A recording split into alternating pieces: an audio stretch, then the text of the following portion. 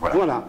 Donc nous sommes aujourd'hui avec Emmanuel, nous sommes chez notre ami Patrick de Casanova qui a accepté de nous recevoir au cercle Frédéric Bastiat à Dax. Et nous avons l'immense honneur de recevoir M. Bernard Zimmern. Alors je présente rapidement M. Bernard Zimmern. Alors moi j'ai trouvé extraordinaire, vous êtes lauréat du concours général en physique et version latine. Mais ça c'est magique parce que ça n'existe pas. Parce qu'il est littéraire, ils disent qu'ils ne comprennent rien en maths. Et les matheux, ils disent qu'ils ne comprennent rien en littérature. Pour moi, le latin était le point de départ des maths. Si vous voulez faire du bon en maths, il faut faire du latin. Ah. Bon, ça, c'est une autre bataille. Alors, donc, enfin, moi j'ai trouvé, si vous voulez, que ça avait un côté littéraire, le latin quand même. Alors j'ai trouvé que c'était extraordinaire. Donc vous êtes polytechnicien, vous êtes énarque, vous êtes un industriel, entrepreneur et un chercheur. Et un inventeur. Et un inventeur, un chercheur et un trouveur, oui, un inventeur. Oui, vous avez déposé 500 brevets. Voilà. Vous êtes quand même donc quelqu'un d'exceptionnel. Vous avez créé l'IFRAP, dont on dira un mot. Vous êtes cofondateur de Contribuables Associés. Oui. Voilà. Donc, tout ça, c'est beaucoup de choses. Et donc, à travers l'IFRAP, que vous avez donc créé, a été édité un livre qui a été un petit peu, grâce à Emmanuel, notre Bible. Je vous ai découvert sur Internet, vous cherchez, bon, à l'époque où je ne connaissais pas trop Henri, et donc j'ai trouvé ce bouquin. Et effectivement, j'ai été sidéré de voir que vous décriviez les mêmes problèmes que beaucoup de gens vivaient. Et j'ai regardé, c'était en 2001.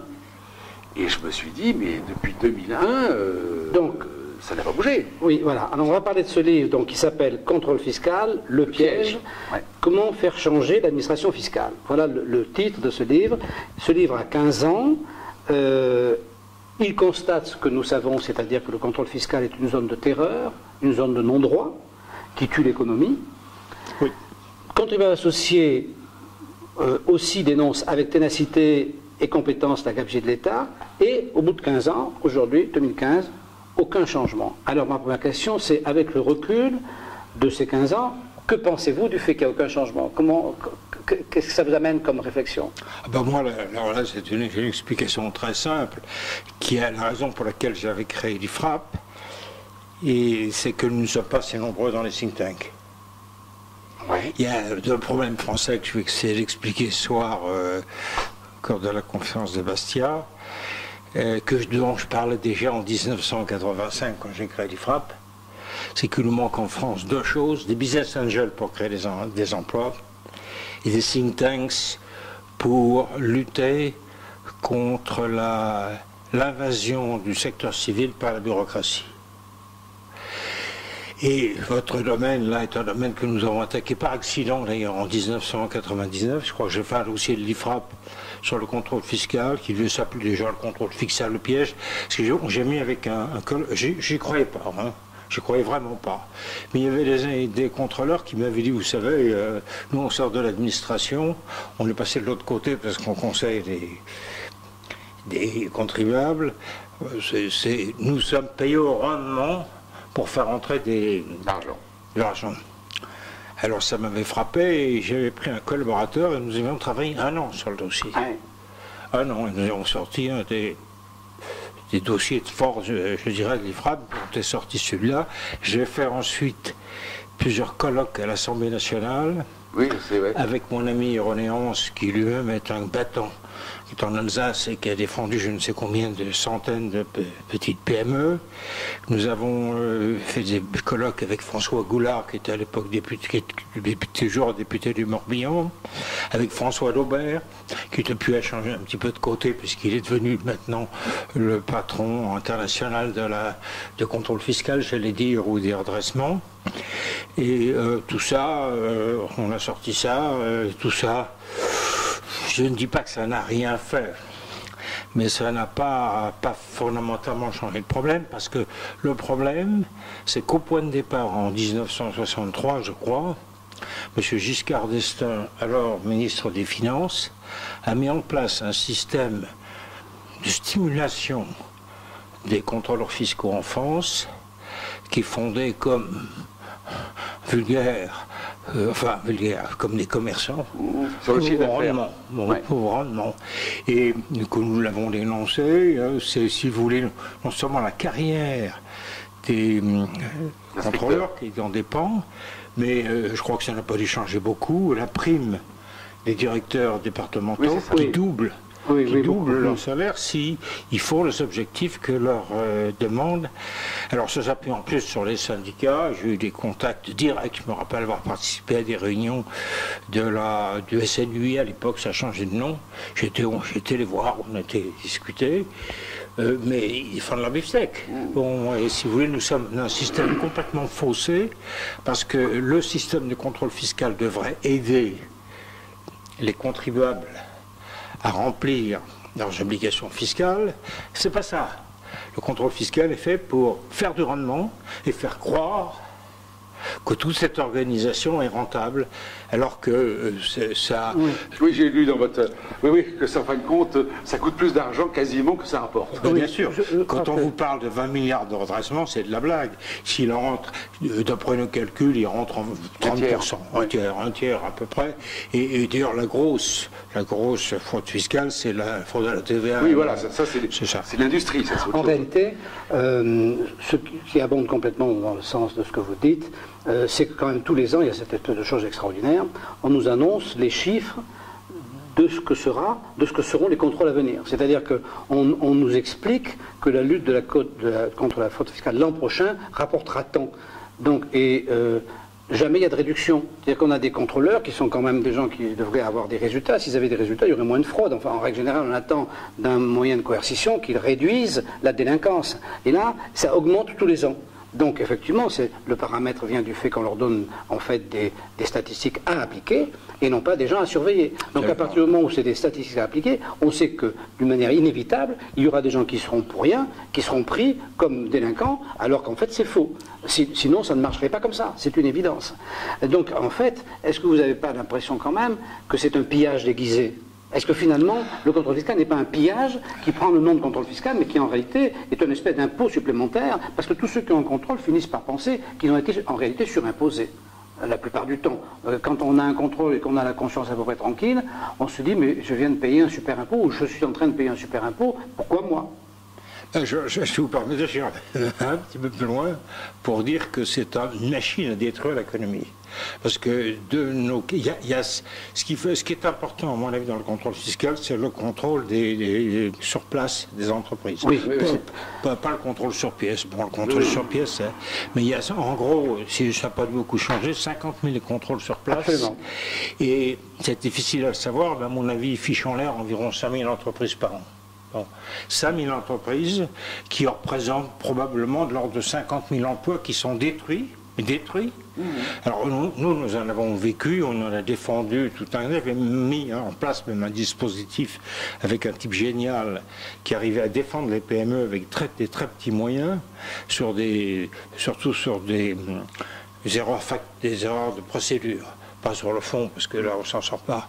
Parce que les dispositifs juridiques, c'est affolant. Vous avez eu des exemples, je me rappelle Martin, Madame de, comment elle s'appelle, de Rouville, Marie de Rouville, ils sont battus 10 ans, ils ont gagné. Bon, Jacques Martin, lui, il a gagné aussi.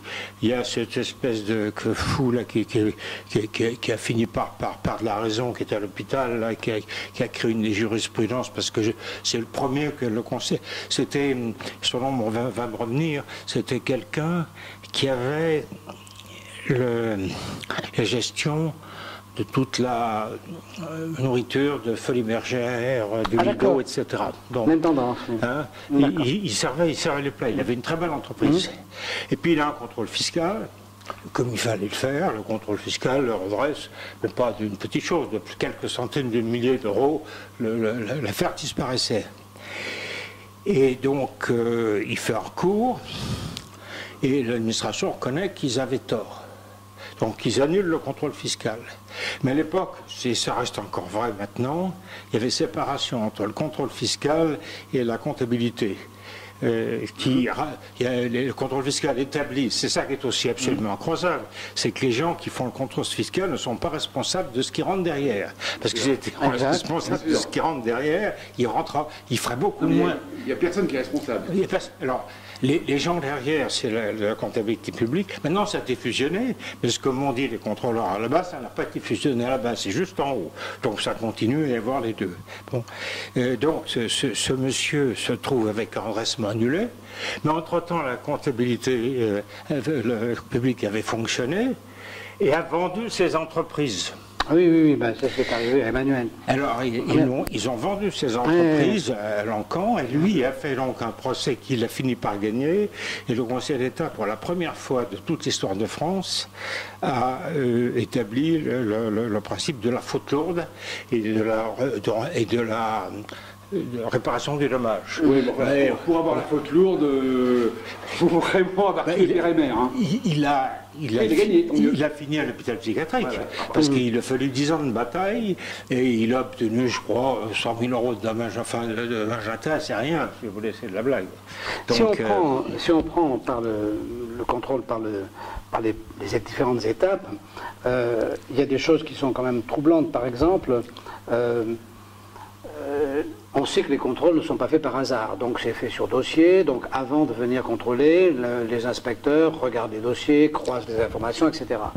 Alors, il y a déjà une chose qu'on peut se demander, c'est à quoi ça leur sert de faire ça dans le secret. C'est-à-dire qu'au moment où ils font ça, déjà, ils commenceraient déjà à avoir les contacts avec l'entrepreneur, ils pourraient déjà avoir peut-être des explications, il y aurait moi je pense que déjà dès le départ c'est vicié par cette espèce de secret et d'arriver par surprise.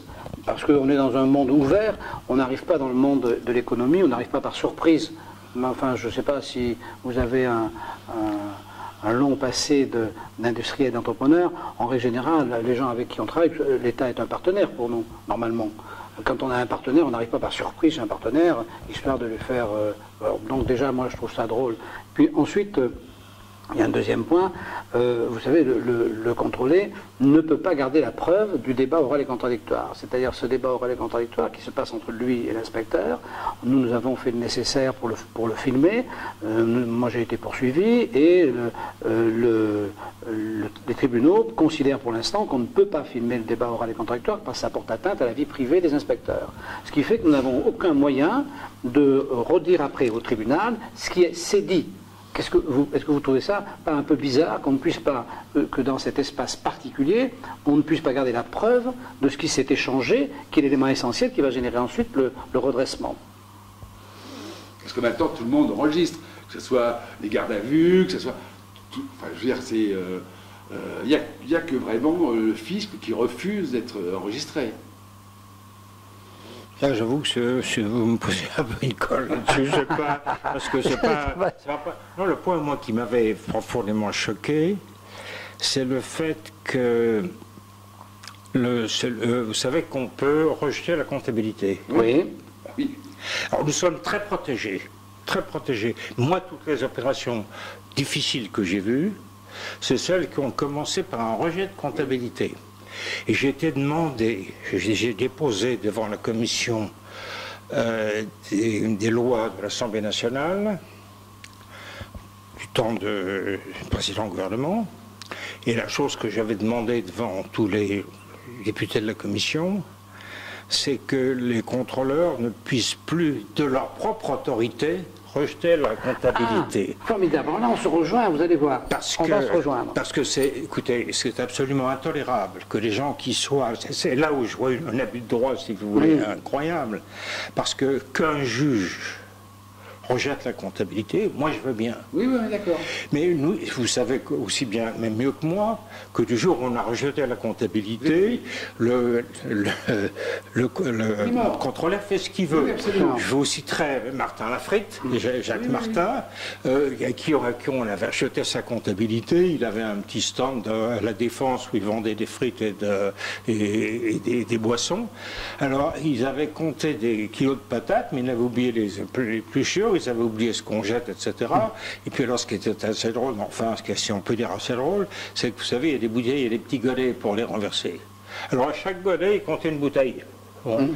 Et ça avait été ce que une fois qu'il avait rejeté la comptabilité, c'est ce que le contrôleur a fait, c'est de compter une bouteille par godet. Bon.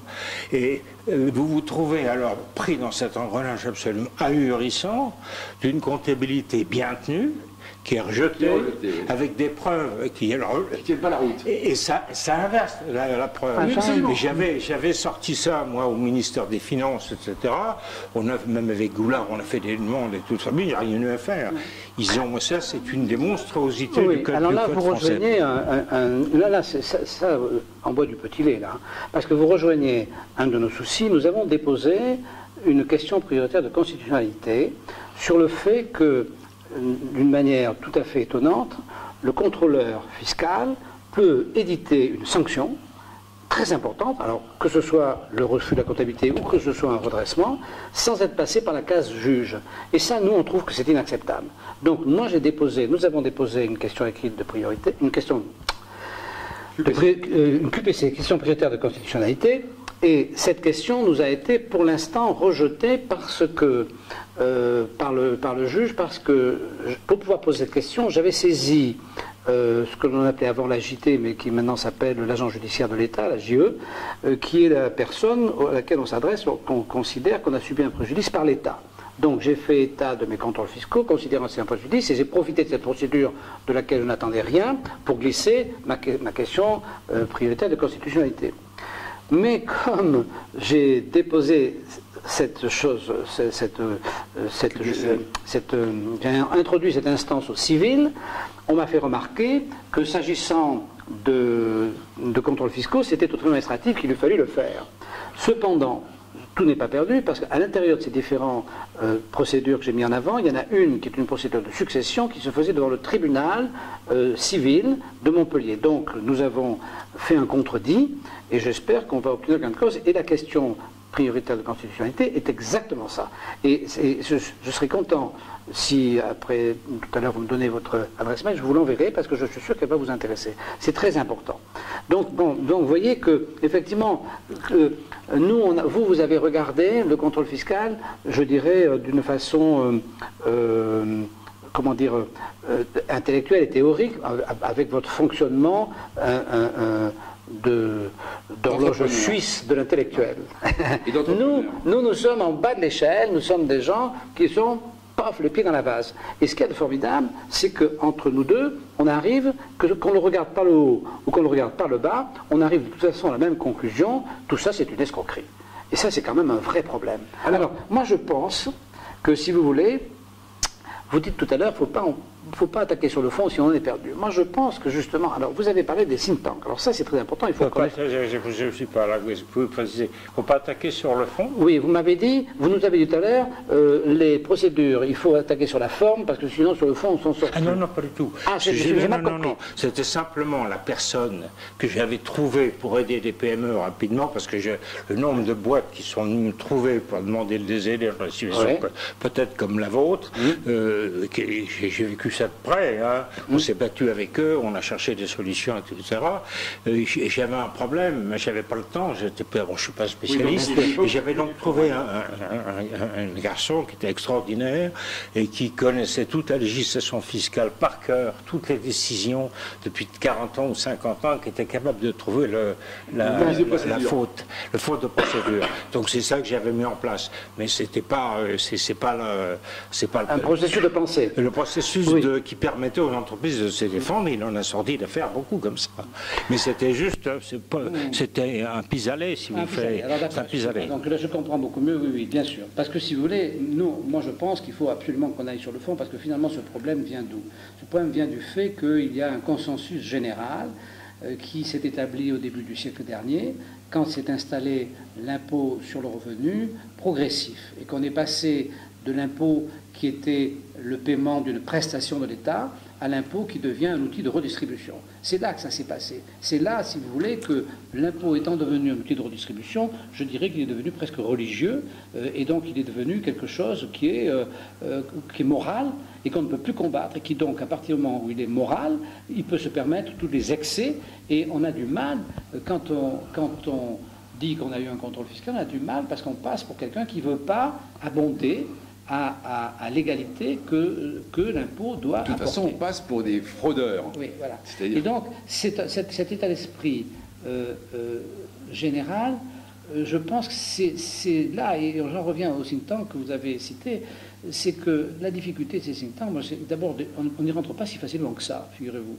Quand vous entendez parler d'un think tank qui s'occupe de telle ou telle chose qui vous intéresse, vous dites, bon, dites donc, moi je voudrais bien travailler avec vous. C'est pas tous les jours qu'on veut dire arriver, rentrer. Tout le monde n'est pas comme Patrick de Cazeneuve. Il y a beaucoup de gens qui vous disent, oh ben non, nous, on a fait nos affaires, voilà. Alors donc, c'est pas si évident que ça. Et puis, si vous voulez, ils sont tous en région parisienne. Je veux dire, il y en a, alors, pareil, encore excepté. Et il y a Canon à Lyon. Ah, mais Lyon, c'est Paris. Moi, je vous parle des villes. Non, je vous parle des villes moyennes où nous vivons. Bon, c'est sûr que Lyon, Paris, Marseille, il y a des outils. C'est des grosses. C'est plus que des métropoles, c'est des grosses villes. Mais je dirais que dans la France plus profonde, il y a absolument. C'est le désert total. Et donc, ça, c'est une difficulté. Alors, moi, je me dis que, puisqu'il faut bien avoir un rêve, je voudrais aussi votre avis, puisque vous avez fait un ouvrage où vous dites qu'il faut changer Bercy. Alors, moi j'ai un rêve, c'est de me dire, supprimons le Sénat et mettons à la place une chambre où les élus n'auront à s'occuper que de la fiscalité. C'est-à-dire que les entrées et les sorties d'argent pourraient être supprimées ne plus être entre les mains de nos députés Assemblée nationale à travers leur administration Bercy, mais il pourrait y avoir une chambre. C'était un petit peu ça le Sénat à l'époque. À l'époque, le Sénat, c'était quand même une chambre de notables, et en principe, c'était eux qui avaient les sous. Donc, quelque part, ils étaient un peu là pour faire un peu attention à ce que l'argent ne se dépense pas n'importe comment. Donc, si on avait une chambre, moi j'appelle chambre comptable, il y aurait l'Assemblée nationale qui fait la politique, et une chambre comptable qui s'occupe que de l'argent, de manière à ce que l'argent soit géré aussi bien dans sa récolte que dans sa dépense, par des gens élus par nous, et non pas par une administration que nous ne maîtrisons pas. Là, si vous permettez, je vois très bien votre fait de raisonnement, et c'est un des problèmes, c'est justement qu'il nous manque des think tanks pour qu'il y ait des réflexions générales. Parce qu'à mon avis, alors je vais être très carré, vous écrasez une mouche avec un marteau pilon. Parce que le problème du contrôle fiscal, il est beaucoup, beaucoup plus simple que ça et beaucoup plus modeste. Le problème du contrôle fiscal, c'est de sortir du système de notre organisation que les contrôleurs doivent être payés au rendement. C'est pas plus loin que ça. Bon. Et ça, c'est une question. Oui, absolument. Ouais. Il n'y a que ça. Bon, si vous faites ça et vous faites une ou deux modifications législatives comme de... Oui, ils auront plus intérêt, de toute façon, à tuer les gens. Non, c'est... Voilà. Si vous allez parler avec... mais ils sont malheureux aussi de faire ça. Ils se rendent bien compte. Les gars, moi j'ai parlé avec des contrôleurs en exercice vers la fin de leur carrière. Ils sont très malheureux de faire ce boulot.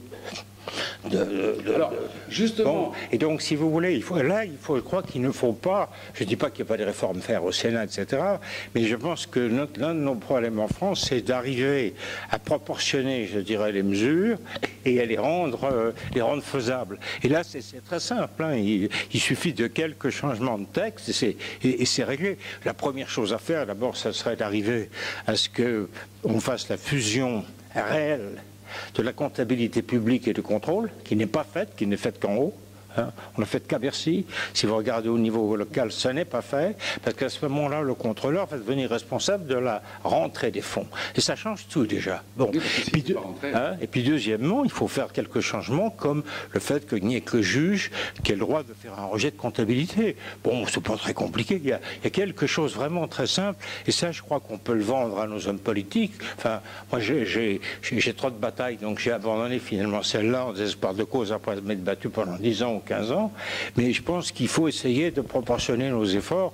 Alors qu'il y ait des problèmes sur le Sénat, c'est une autre chose, mais je n'irai pas, si vous voulez, là, excusez-moi, je crois que c'est vraiment viser trop. Il y a le problème du contrôle fiscal et de cette misère que beaucoup de gens de l'ex-sectionné partagent avec nous. Il ne faut pas croire qu'ils soient tellement contents de cette situation, parce qu'ils se rendent bien compte qu'ils ne sont que des commis voyageurs payés au rendement. C'est pas tellement enthousiasmant comme carrière. Hein.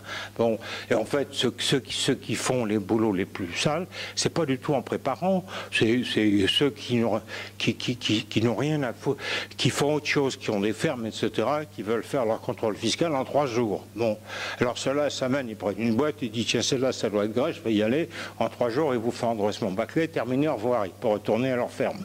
Donc là que ça se passe. C'est pas du tout préparé, c'est pas du tout. C'est vraiment du.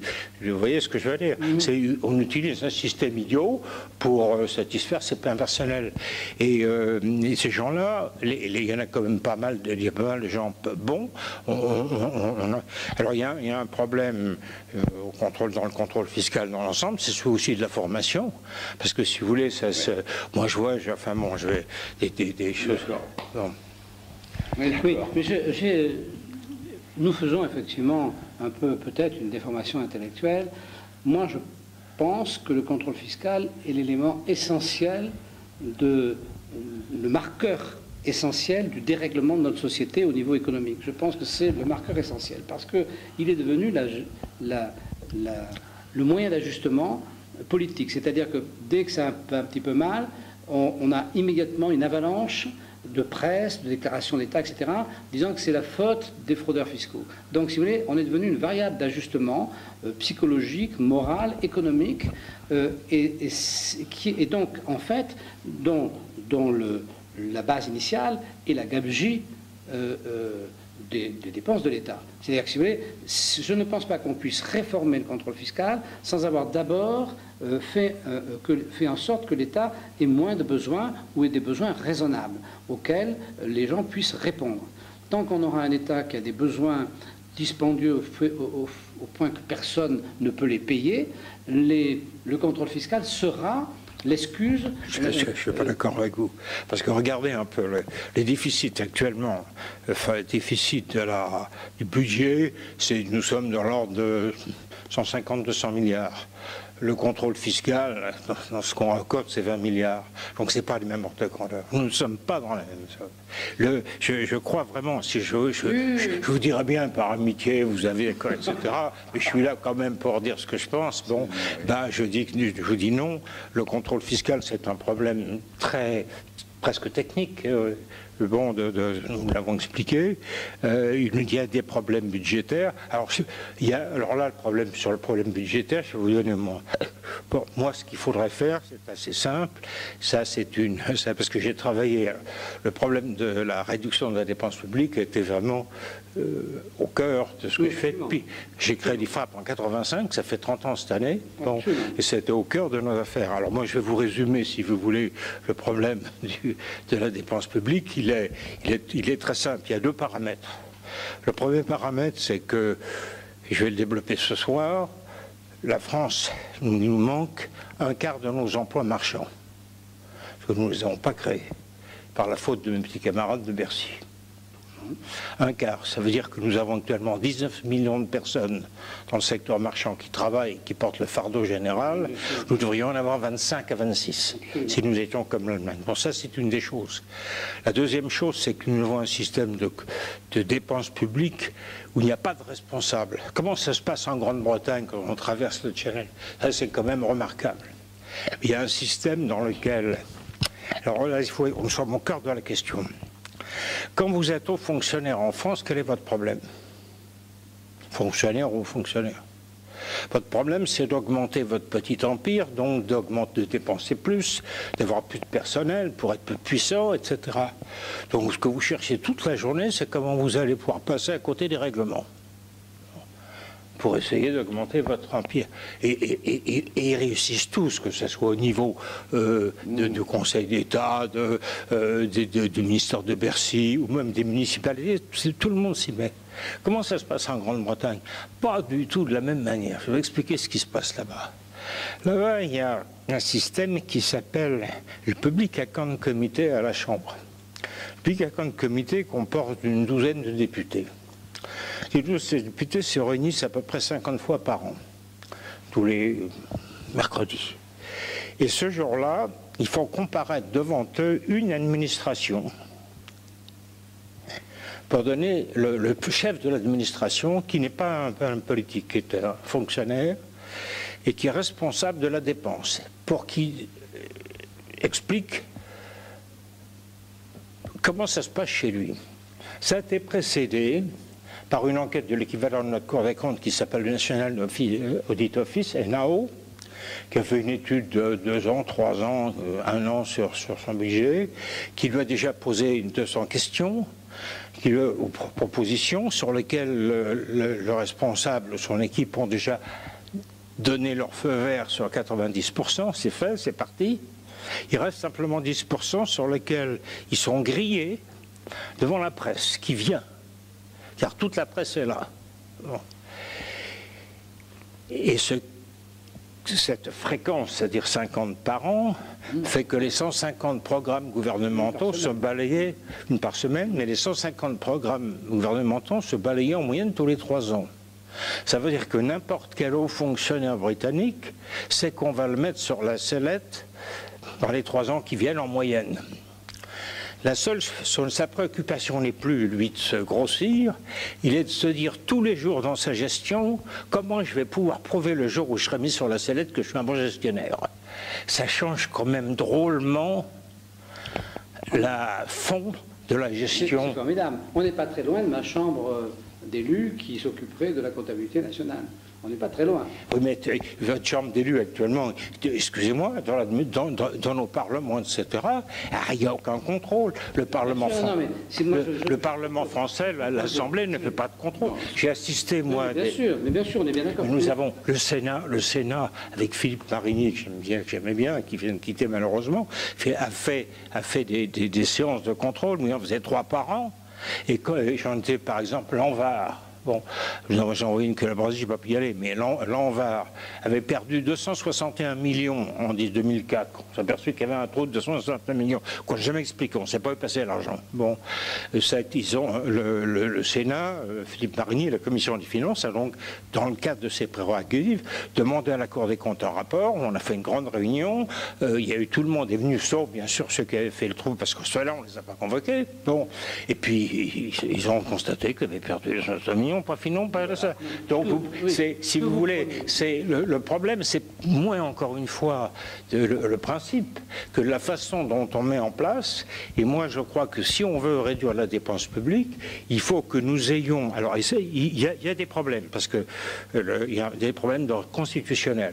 Parce que on a voulu faire passer cette réforme et on est tombé sur le Conseil constitutionnel qui a rejeté un certain nombre de choses. Par exemple, les Anglais, lorsque le NAO, le Public Committee a fait cette réunion, il sort un rapport en disant telle mesure doit être faite, pas telle autre.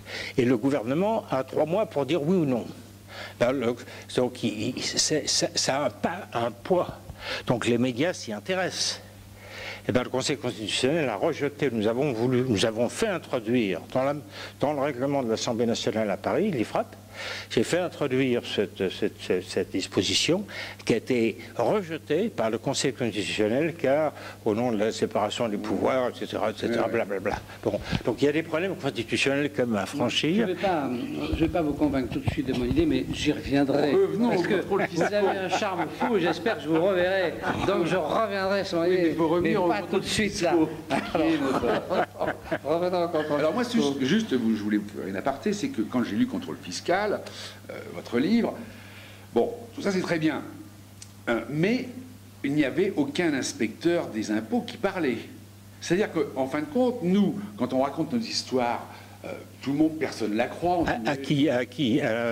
Devant qui? Devant un juge ou devant? N'importe où. Il n'y a pas dans votre livre de témoignage officiel d'un inspecteur des impôts qui parle et qui dit voilà, moi j'ai fait ça, je sais que ça se passe comme ça, que ça se passe comme ça. Bon. Donc, si vous voulez, quand nous on raconte notre histoire, on dit oui, mais de toute façon, il n'y a pas de fumée sans feu, vous voyez ce que je veux dire. Bon. Nous on sait que c'est comme ça. Mais pour convaincre, donc on a eu la chance, si je peux me permettre, on a eu la chance d'avoir un inspecteur principal des impôts qui nous a rejoints. Très bien. Qui témoigne. Bravo. Voilà. Il témoigne, il dit comment ça s'est passé sur notre blog. Donc, voilà. Donc, ce que nous on pensait, ce que vous disiez, sans pouvoir le prouver. J'ai des, sauf erreur, je ne me souviens plus, mais il me semble que nous avions les témoignages d'inspecteurs qui étaient passés dans le privé et qui ont témoigné, c'est eux qui nous ont dit ce qui se passait. Ouais, mais je ne sais pas s'il est dans le livre. Il est peut-être pas dans le livre. Ouais. Donc, si vous voulez, on se heurtait à ça. D'accord. Donc, on a eu la chance d'avoir un inspecteur principal qui témoigne et il dit véritablement comment ça se passe. Donc, ils disent comment ça se passe. C'est exactement ça, hein, les quotas, les machins. Bon. Bien. Bon. Et... On va pas... Allez-y. Non, mais... Oui. Non, mais on a ça dans notre... Et alors, c'est bien ça. Mais... Oui, c'est bien sûr. Bon, oui, parce que moi, où je m'assure, si vous voulez, c'est qu'en fin de compte, les inspecteurs des impôts passent après dans le privé. Mais ils ne cassent pas le morceau. Parce que tout le monde vit de ce système. Ouais, vous voyez? Bon, donc, voilà, c'est tout, c'était l'aparté, et on a un témoignage très important. Voilà. Bon, on ne va pas abuser de votre temps parce qu'on ne va pas vous épuiser, vous avez un exposé important à faire après. Moi, je n'y sais, parce que c'est des batailles que j'ai menées il y a 20 ans. Je voudrais juste poser une question à l'homme que vous êtes, vous êtes un petit peu plus âgé que moi, pas beaucoup, un petit peu. On a toujours un peu roulé notre bosse. On est jeune. On est jeune, on se sent jeune. Éternel, ça c'est pas sûr. On ne sait pas pour combien de temps, mais... On est encore éternel pour quelques jours. Alors, ce que je voudrais échanger avec vous, c'est cette chose. Enfin, moi, je ne sais pas si ça vous fait pareil, mais moi, je pense qu'une communauté, donc un pays, ça a des fiertés. Et donc, si vous voulez, moi je me rappelle de la fierté de la France, parce que j'étais quand même déjà en activité, j'ai commencé en 65, quand la fierté de la France, c'était de construire, c'était de bâtir, c'était d'innover, c'était d'inventer.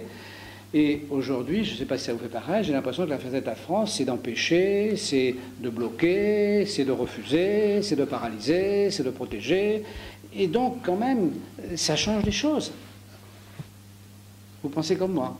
Ah ben écoutez, je sais que je ne suis pas très aimé dans les cercles des anciens élèves des LNR, pas tous. Ah, ça c'est une bonne chose. Félicitation. Mais ça fait longtemps, je ne suis pas le seul d'ailleurs, Chevènement l'a dit, Chirac l'a dit, Laurent Fabius l'a dit, il faut supprimer l'ENA. Le drame français pour moi, c'est d'avoir installé au centre de l'État une machine qui tire les meilleurs, parce qu'il y a les lucioles du Conseil des grands corps, où on a fait ce qu'on veut dans la vie finalement.